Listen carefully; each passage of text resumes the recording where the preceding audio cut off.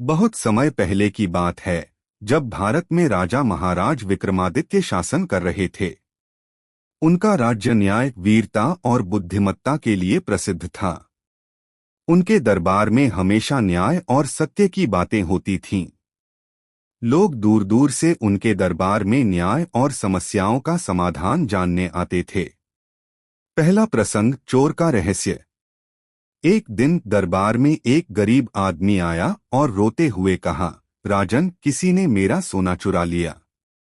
मैं निर्दोष हूँ, लेकिन लोग मुझे शक की नजर से देख रहे हैं। मंत्री बोले, राजन, यह मामला बहुत मुश्किल है। महाराज विक्रमादित्य मुस्कुराए और बोले, हम न्याय करेंगे। सच हमेशा सामने आता है। उन्होंने चोर का पता लगाने के लिए एक योजना बनाई। उन्होंने दरबार में कहा, जो सच बोलता है उसके हाथ में उजाला आएगा। महाराज ने सभी संदिग्धों के हाथ में हल्की सी राख डाल दी और कहा कि जो चोर है उसकी राख हाथ से गायब नहीं होगी। कुछ समय बाद सभी संदिग्धों के हाथ साफ हो गए, लेकिन केवल एक आदमी का हाथ काला रह गया। वह डर के मारे सच बोल पड़ा और अपना अपराध स्वीकार कर लिया। महाराज विक्रमादित्य ने उसे सजा दी और गरीब आदमी को न्याय दिलाया। दूसरा प्रसंग, विक्रमादित्य और साधु की चुनौती। एक दिन एक रहस्यमय साधु दरबार में आए। उन्होंने राजा को चुनौती दी, राजन, मैं तुम्हें 3 कठिन पहेलियां दूंगा।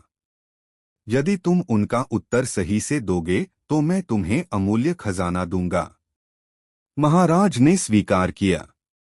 पहेली एक, ऐसा कौन सा मित्र है जो हर समय आपके साथ होता है लेकिन आप उसे देख नहीं सकते? महाराज ने तुरंत उत्तर दिया, यह है हमारा अतीत। पहेली 2, ऐसा कौन सा बंधन है जिसे काटना आसान नहीं लेकिन केवल समझदारी से संभव है? महाराज बोले, यह है न्याय और सत्य का बंधन। पहेली 3, ऐसा क्या है जो जितना बांटोगे उतना बढ़ता है?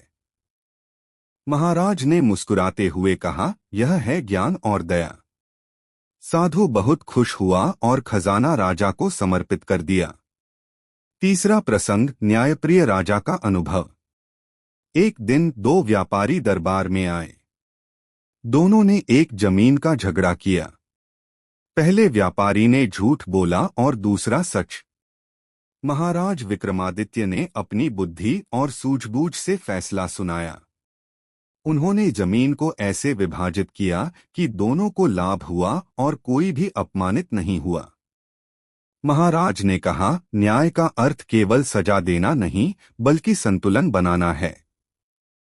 चौथा प्रसंग, विक्रमादित्य और चालाक मंत्री।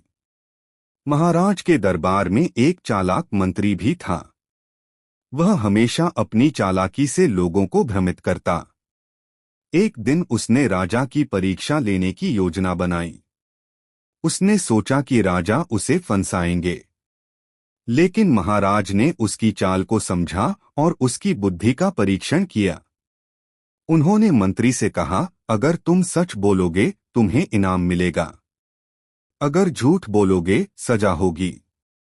मंत्री ने सोचा कि वह राजा को धोखा दे सकता है, लेकिन अंत में उसने सत्य स्वीकार किया।